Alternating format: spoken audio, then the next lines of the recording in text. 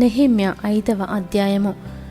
తమ సహోదరులైన యూదుల మీద జనులను వారి భార్యలను కఠినమైన ఫిర్యాదు చేసిరి.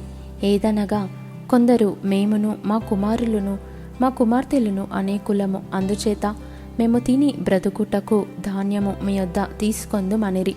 మరికొందరు క్షామమున్నందున మా భూములను ద్రాక్ష తోటలను మా ఇండ్లను కుదువపెట్టితిమి గనుక మీ యొద్ద ధాన్యము తీసుకొందుమనిరి. మరికొందరు రాజుగారికి పన్ను చెల్లించుటకై మా భూముల మీదను మా ద్రాక్ష తోటల మీదను మేము అప్పు చేసితిమి. మా ప్రాణము మా సహోదరుల ప్రాణము వంటిది కాదా? మా పిల్లలు వారి పిల్లలను పోలినవారు కారా? మా కుమారులను మా కుమార్తెలను దాసులగుటకై అప్పగింపవలసి వచ్చెను. ఇప్పటికి మా కుమార్తెలలో కొందరు దాసత్వములో నున్నారు. మా భూములను మా ద్రాక్ష తోటలను అన్యుల వశమున నుండగా వారిని విడిపించుటకు మాకు శక్తి చాలకున్నదని చెప్పగా, వారి ఫిర్యాదును ఈ మాటలను నేను వినినప్పుడు మిగుల కోపపడితిని. అంతట నాలో నేనే యోచన చేసి ప్రధానులను అధికారులను గద్దించి, మీరు మీ సహోదరుల యొద్ద వడ్డీ పుచ్చుకొనుచున్నారని చెప్పి వారిని ఆటంకపరచుటకై మహాసమాజమును సమకూర్చి అన్యులకు అమ్మబడిన మా సహోదరులైన యూదులను మా శక్తి కొలది మేము విడిపించితిమి. మీరు మీ సహోదరులను అమ్ముదురా? వారు మనకు అమ్మబడవచ్చునా అని వారితో చెప్పగా, వారు ఏమీ చెప్పలేక ఊరకుండిరి. మరియు నేను, మీరు చేయినది మంచిది కాదు. మన శత్రువులైన అన్యుల నిందను బట్టి మన దేవునికి భయపడి మీరు ప్రవర్తింపకూడదా? నేనును నా బంధువులను నా దాసులను కూడా అలాగుననే వారికి సొమ్మును ధాన్యమును అప్పుగా ఇచ్చితిమి. ఆ అప్పు పుచ్చుకొనకుందము.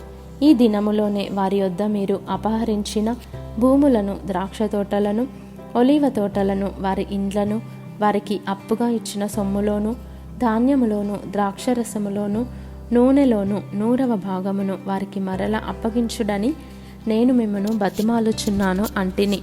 అందుకు వారు, నీవు చెప్పిన ప్రకారమే ఇవన్నీ ఇచ్చివేసి వారి యొద్ద ఏమీ కోరమనిరి.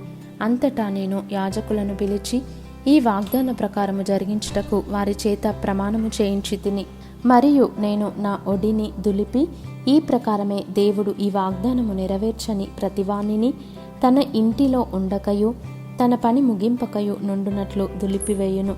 ఇటువలే వాడు దులిపివేయబడి ఏమీ లేనివాడుగా చేయబడునుగాకని చెప్పగా, సమాజకులందరూ అలాగు కలుగునుగాక అని చెప్పి యెహోవాను స్తుతించిరి. జనులందరూ ఈ మాట చొప్పుననే జరిగించిరి.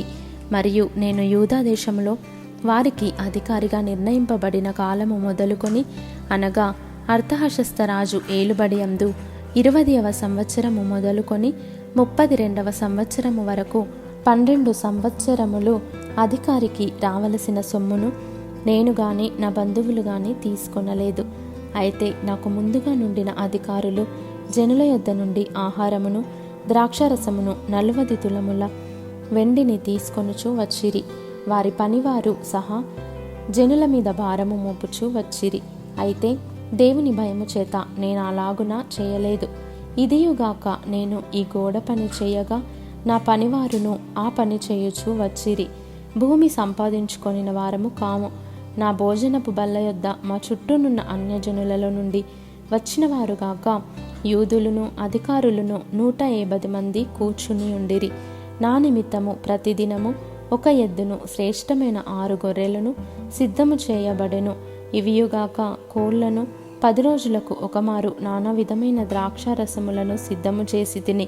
ఈ ప్రకారముగా చేసినను ఈ జనుల దాసత్వము బహు కఠినముగా ఉండినందున అధికారికి రావాల్సిన సొమ్మును నేను అపేక్షింపలేదు. నా దేవా, ఈ జనులకు నేను చేసిన సకలమైన ఉపకారములను బట్టి నాకు మేలు కలుగునట్లుగా నన్ను దృష్టించుము.